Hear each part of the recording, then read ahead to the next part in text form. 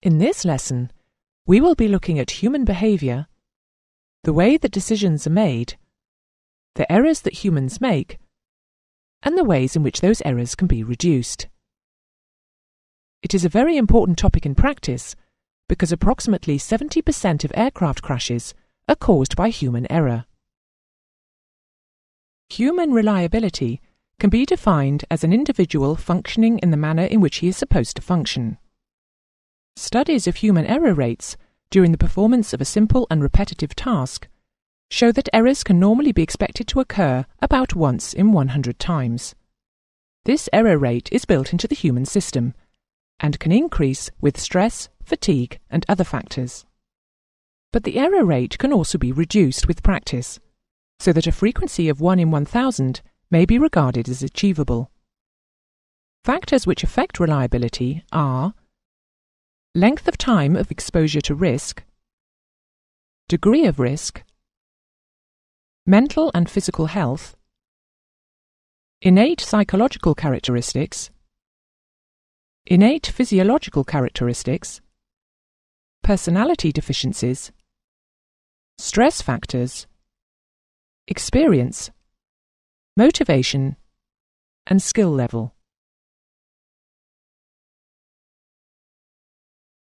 If humans do not perform reliably, that is, they perform a mental or physical activity which does not achieve its intended effect, then we describe this as an error. Errors may be inconsequential, such as when a child is asked to turn off a cold water tap, but closes the hot water tap instead. But they may be catastrophic, as when workers at a nuclear power plant at 3 Mile Island in the USA in 1979 incorrectly closed cooling pipe valves to a reactor, which led to a meltdown of the core of the reactor. It is not surprising, therefore, that wherever possible, rules, procedures and checklists are used to minimize human error, particularly where complex tasks are involved. Aircraft operation handbooks are a good illustration of this.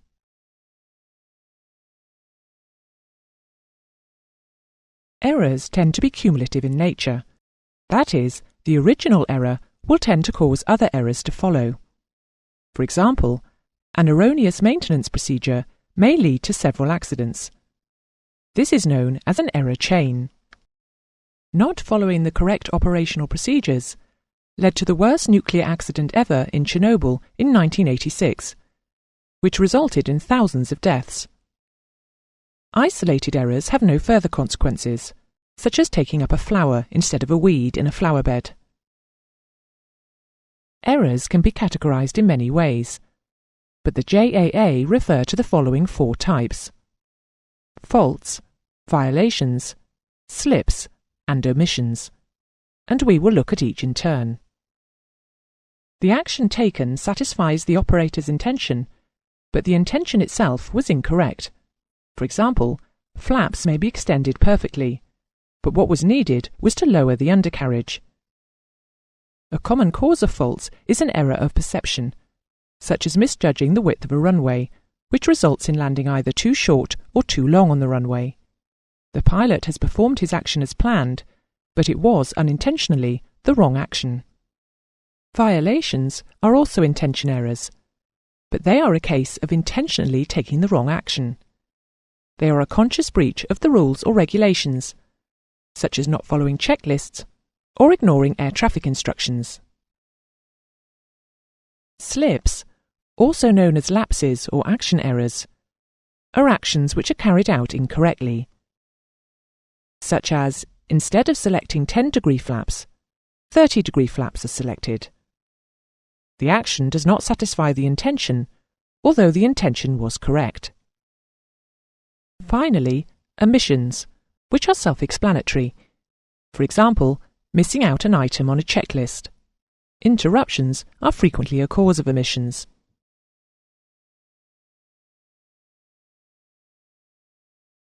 What then causes these errors? Broadly speaking, error generation can be caused by either internal or external factors. Internal factors can be either traits, which are relatively unchanging personal characteristics, or states, which are considered to be more or less within the control of the individual. Examples of traits are personality, lack of talent, inexperience, excess zeal, and lack of current experience. Examples of states are fatigue, drink or drug effects, life stress, and under or over arousal. External factors are those beyond the control of the individual, such as stress factors or stressors. This would include noise, family problems, and high or low task demand. Further examples of external factors that can lead to errors are company pressure, crew incompatibility, poor training, poor displays, and poor controls and equipment.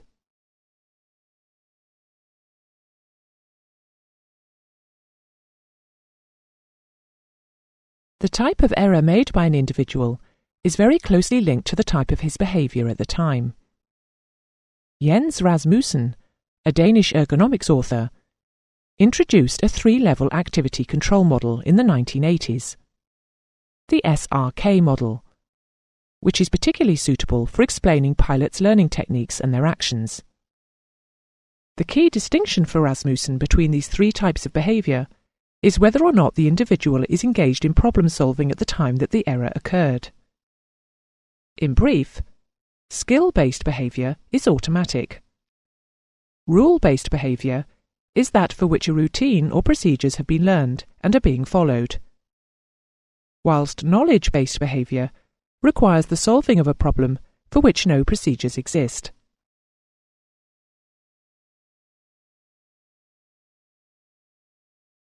Let us look at skill-based behaviour. Rasmussen states that behaviour at the skill-based level represents sensory-motor performance during acts or activities that take place without conscious control, as smooth, automated and highly integrated patterns of behaviour. Riding a bike or an experienced pilot flying straight and level are examples of this. Errors in skill-based behaviour do not normally occur in novices, because they have to think about each action, and therefore the action is not automatic, and does not fall into the definition of skill-based behaviour. A necessary condition for the occurrence of a slip in skill-based behaviour is the presence of attentional capture, associated with either distraction or preoccupation. This means that wherever else the limited attentional resource is being directed at that moment, it will not be focused on the routine task in hand. Have you ever put the milk back in the cupboard and put the sugar in the fridge? Or have you gone upstairs to fetch something, then forgotten what it was you wanted? These are automatic actions, but there has been some unconscious distraction. Because virtually all adult actions have skill-based components, most errors are skill-based slips, and they generally involve a necessary departure from some well-established routine, such as automatic scanning of the ground in front of the feet while walking.